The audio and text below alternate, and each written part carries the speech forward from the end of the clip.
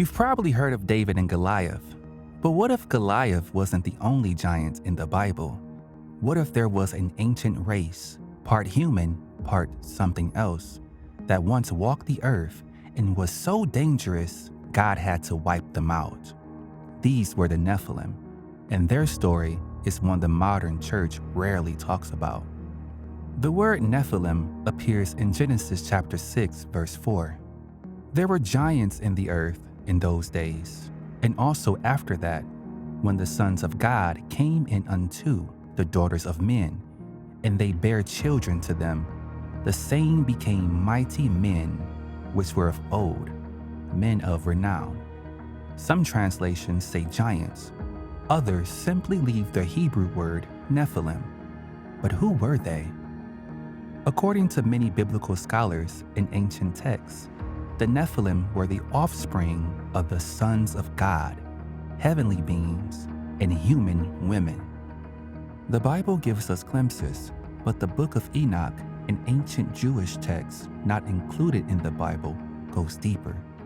It claims that 200 watchers, a group of fallen angels, descended to earth and took wives among humans, their children, giants, violent, corrupted, and destructive. So evil, in fact, that God sent the flood, not just to cleanse human sin, but to wipe out this unnatural bloodline. But here's where it gets stranger. After the flood, the Nephilim seem to show up again. In Numbers chapter 13, verse 33, the Israelite spies say, "We saw the Nephilim there.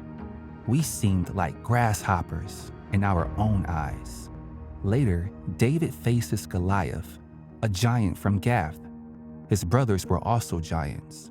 Could these be remnants of the same bloodline? Were there survivors, or did something return? But Christians like myself don't consider the Book of Enoch to be canon. So why don't we hear more about the Nephilim in churches today? Maybe because the idea of angel-human hybrids makes people uncomfortable. Maybe because it raises hard questions about the supernatural, ones that don't fit neatly into sermons. But Scripture is clear. These beings existed. They corrupted mankind. And their story is part of the Bible's earliest warnings about spiritual warfare, pride, and rebellion. The Nephilim aren't just ancient legends. They're a reminder that not everything that looks powerful is holy, that spiritual corruption often hides in plain sight, and that God will always step in to protect what's pure. Whether literal giants or spiritual strongholds, the message is clear. God deals with evil decisively and still gives his people victory. What do you think happened to the Nephilim? Were they wiped out? Or do echoes of their legacy still influence the world today? Drop your thoughts in the comments and subscribe for more mysteries hidden in Scripture. There's more you may not know yet, and we're just getting started.